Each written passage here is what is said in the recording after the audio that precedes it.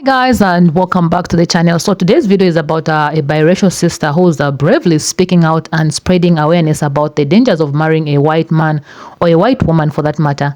So based on her own lived experience growing up in a household with a white mother and a black father. So from as young as 6 years old, she was exposed to painful and racist remarks that came from someone she never expected, her own mother. She used racial slurs every time she became angry towards this sister because simply she was the darkest among the siblings. The trauma, the confusion, this is not a light story. And it's definitely not something we're sharing to generalize, but to have a conversation that many people are afraid to share or talk about. I don't want to spoil the rest. So what we're going to do is that we're going to watch this video. I want you guys to watch this story up to the end. I'm sure you're going to learn one or two things. If you're a palm color person, white person watching this, I hope this teaches you something. So let's get into this video. I'm going to come back at the end of this video to give my own 2 cents. Let's watch this. I grew up most of my life in Northern California in predominant black neighborhoods. Where I grew up, I saw a lot of white tea women have kids by black dudes. A lot. It was very common. And one of the things that I noticed is that a lot of these white tea women were very anti-black. A lot of people think that just because you marry somebody of another race, that you're not racist. You're not bigoted. When I was around 18 or 19, I had just moved to a new neighborhood. Literally across the street was a white tea woman who had a kid with a black dude. In one of those days, the little girl ran out to the front, and the white tea mother, mind you, the little girl is black. The white tea mother came out and said, "Nicole, get your nappy head ass in here." Now, a lot of people wouldn't consider that racist, but it really is. It's so normalized to be anti-black that that's not even thought of as anything wrong, but it is very wrong. With that said, you have a white tea mother and a black father? Yes. And you have experienced something along the lines of this, yes? Yes. Come on. Man, I have 5 sisters, and we all look different, but I look a lot like my dad. Mm-hmm. So I experienced the worst of it. My mother is white. She's German. First time I experienced racism was from my own mother. And it was when she was upset with us most of the time. So just like that little girl's mom kept yelling at her to come in the house, she's probably frustrated with her. Like most white tea people, when they become frustrated and upset, the racism emerges. The mask falls off and it comes out. Mm-hmm. So when my mom was angry, she'd be like, "You little N-word, B-words." Ooh. Yeah, if you know what I mean. Mm-hmm. That is a very, very derogatory term. So that shocked me to the core. I think I was like 6 or something when I first heard that. Imagine being that young, you know. By your own mother, the person that gave birth to you. Right. And it was very conflicting because my mom took very good care of me. She was a housewife, and I know she loved me, but I could see the racism. So it was just very confusing. In your opinion, do you think that she was intentionally being racist? I think she was trying to inflict harm on us because she was frustrated. And so, yeah, I think a little bit of it was intentional. Like, I'm angry at you, so I'm going to let you know how I really feel. Or I'm going to let you know that I'm superior, or this is what you really are. Even though you're my daughter, this is how I look at you. Mm-hmm. Kind of, so... Was your father around? Yes, my parents were married for 50 years. Okay. Did your father at any time hear your mother call you a little NB? Yeah, I think he heard her a few times say it, and he got angry with her. So, and then a few times he got angry with her, and then other times he didn't say anything. So, wow. Yeah. Okay, so I know that you said you were only around 6 when you first experienced it. Yeah. I don't expect you to necessarily remember exactly how it felt, but do you remember how it felt to be called that by your mother? Yeah, I know. By the age of 6, unfortunately, I knew what that meant. Yeah. I've heard it before. I've seen the movies, you know. Yeah. Oh, yeah. Of course. Of course. And, yeah, I was hurt. And I was just like, that's when I first started to build a rift between me and my mom. I was a daddy's girl to the core because of that. Did it affect your relationship between you and your father, knowing that he heard her say this and he didn't do anything about it? There was a lot of domestic abuse in my household, so I don't know what he was doing, but I know that they did not get along a lot. They did not, you know. It is very hard for interracial couples to get along. They have the highest divorce rate. Interracial. Yep. Facts. Facts. And people think they glamorize it so much, but it is very hard to be, as a biracial person, it is very hard to be raised in two different races, two different cultures. I wouldn't wish that on anyone. It's hard. I don't recommend it. I don't recommend mixing. Let me ask you this question. Now that you're an adult, have you ever, or would you ever have a conversation with your mother as to why she specifically called you those words? I did have a conversation with her actually because we're taking care of her now and she's elderly. I've had the opportunity to spend some one-on-one time with her. I avoided her a lot growing up and I never really had that kind of time and conversations with my mom because I didn't feel she understood me as a Black woman. Yeah. She just denies it still. She's like, I didn't mean that. I was just upset. You know, I love you. I didn't mean that. You need to forgive me. That, you know, it's still the same denial that they give you in general, white tea people. I didn't mean it like that. Right. I think racism is ingrained and it usually comes out when people are angry. And it doesn't matter if they're in an interracial relationship. It doesn't matter. It's ingrained in us. And that's why there's so much racism and colorism. Because it's on a psychic, subconscious level. Like, it's deep. So you can date how many people you want outside your race. It's usually a reflection of self-hatred. It's usually some kind of battle within that you're trying to rectify through a relationship with a person that doesn't share the same race and culture as you.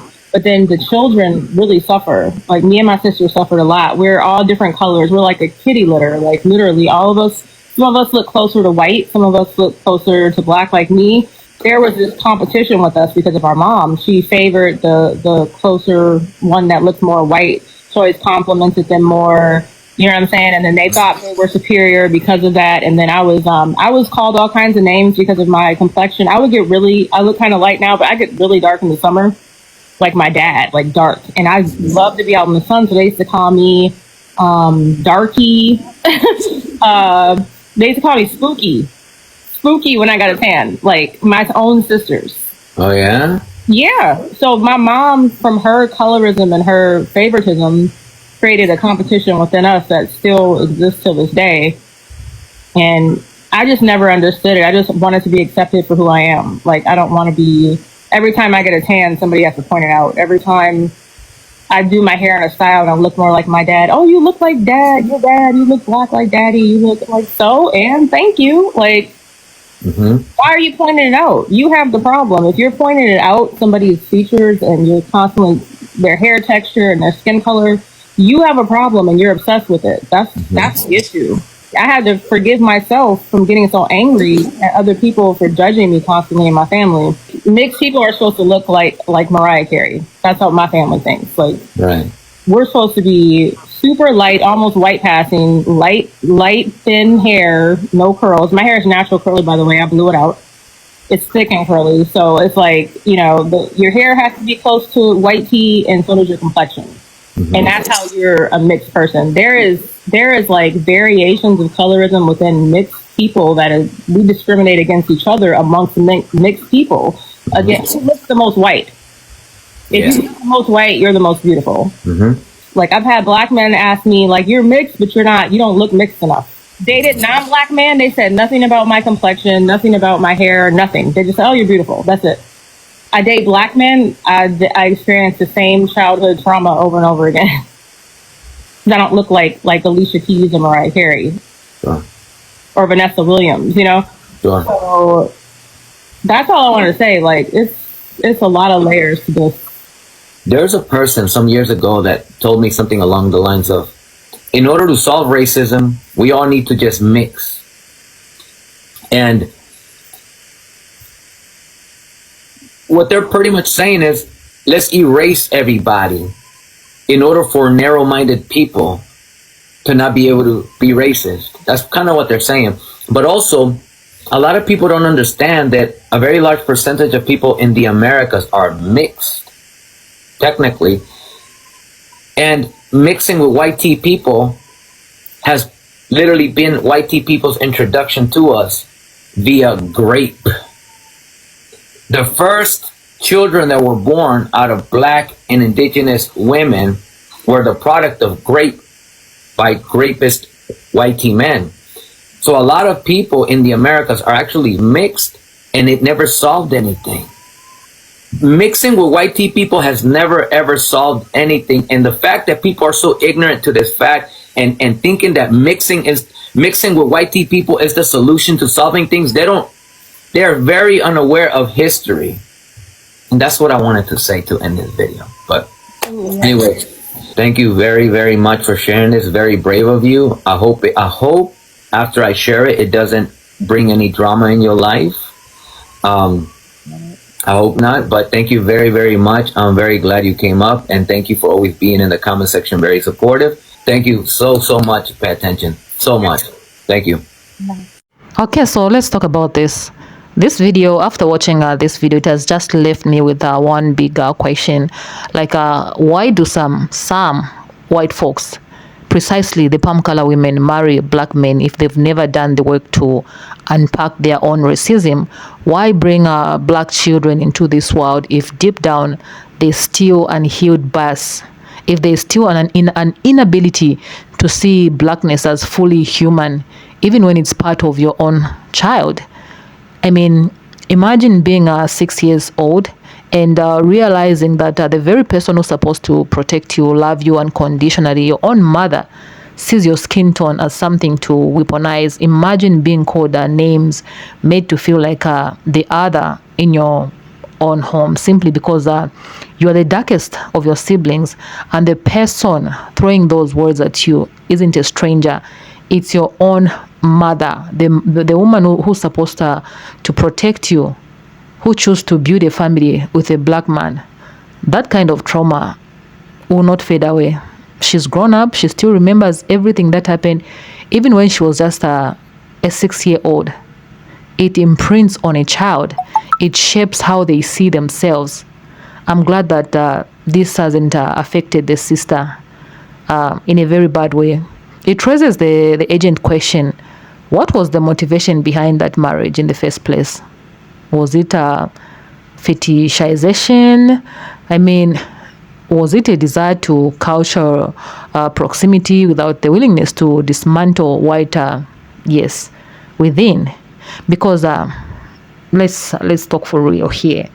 Marrying a black person doesn't automatically make someone not racist. I think palm color people should learn to understand that proximity is not the same thing as a transformation. And for too many black children in interracial homes, the burden of the truth hits early and hits hard.